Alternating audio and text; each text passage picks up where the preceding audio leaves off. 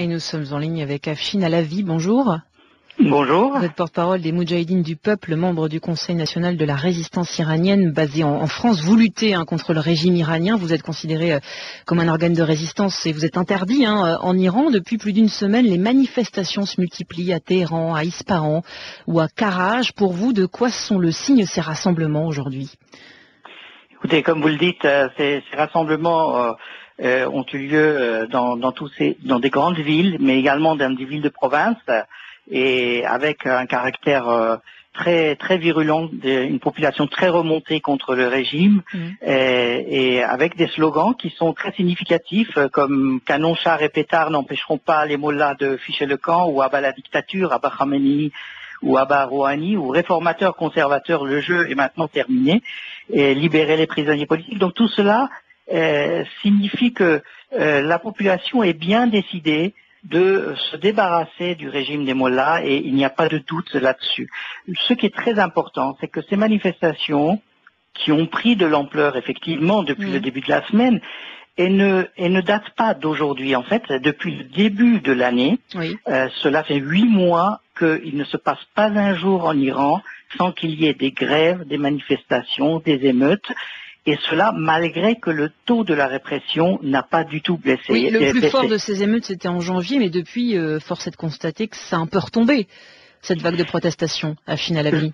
Je pense que ce qui est très important à tenir compte, c'est que ces manifestations ont lieu alors que le régime est sorti de l'effet de surprise du début de l'année. Il est en état d'alerte maximale.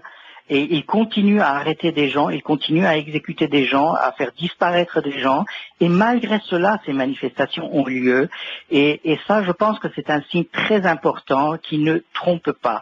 C'est pour ça que je pense que le caractère majeur, c'est la poursuite et la continuité de ces manifestations malgré la répression. Donc il y a quand même un mélange de protestations contre les sanctions américaines, contre la vie chère, contre la hausse des prix et contre le régime, plus largement. Alors, je dis pas contre les sanctions américaines. Je pense que là-dessus, il faut un peu prendre les distances par rapport à ce qui se dit un peu trop facilement dans les médias ces jours-ci. J'essaye d'insister de dire que les manifestations ont commencé avant même que les Américains se retirent de l'accord sur le nucléaire.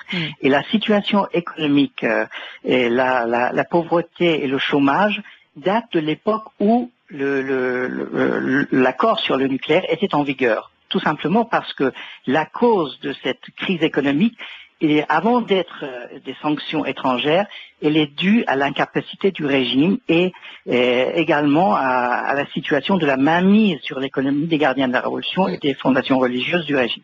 Donc la population est aujourd'hui, et c'est très bien, et c'est d'ailleurs pour cela que ces différentes factions du régime n'ont aucun pouvoir sur ces manifestations, ils ne peuvent plus le maîtriser.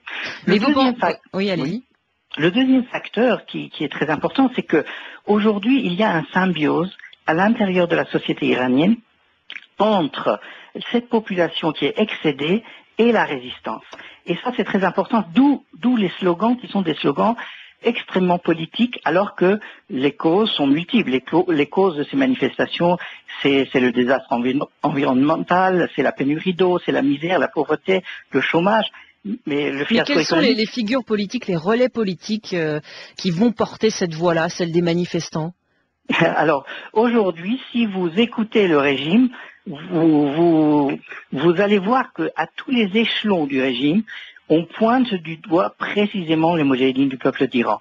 Récemment encore, le conseiller majeur de l'armée iranienne en matière cybernétique est passé à l'aveu en disant que jusque-là, les Moudjahidines montaient sur des vagues, alors que maintenant, c'est eux qui provoquent les vagues en Iran. Il fait allusion à ces unités de résistance qui, aujourd'hui, à travers le pays, sont en train de maintenir vivace cette activité de contestation à travers le pays. Donc le pouvoir vous accuse de créer cette vague de protestation, c'est ça? Absolument, absolument. Et donc ils sont conscients aujourd'hui que quelque chose s'est passé. C'est-à-dire que dans ce qui se passe aujourd'hui en Iran, la population n'a plus le regard vers les factions du régime, comme c'était le cas par exemple en 2009, dans les manifestations de 2009, vous vous souvenez peut-être, où chacun cherchait justement sa voix entre les deux factions. Aujourd'hui, c'est plus le cas. Les gens disent, nous voulons plus du régime, nous voulons plus du mollah,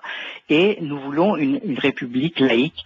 Et ceux qui maintiennent malgré cette répression, ce sont des gens qui sont aujourd'hui structurés, organisés. C'est pour ça que des slogans apparaissent, les mêmes slogans apparaissent aux quatre coins de l'Iran. Il y a un slogan très significatif qu'on entend ces jours-ci dans toutes les manifestations, qui contredit en fait le fait qu'il veut faire croire que ces manifestations sont le résultat de l'attitude américaine, alors que je pense que c'est la question majeure aujourd'hui. Ce n'est pas la question des relations entre les États-Unis et le régime iranien, c'est les relations conflictuelles aujourd'hui entre le peuple iranien et le pouvoir en place. Ce slogan, c'est l'ennemi est ici en Iran. Ils mentent quand ils disent que c'est l'Amérique. Alors, ce slogan partout, que ça soit à Ispahan, que ça soit à Téhéran ou que ça soit à Kermanshah, on l'entend à chaque fois. Merci beaucoup, Afshin Alavi, porte-parole des Moudjahidines du peuple, membre du Conseil national de la résistance iranienne.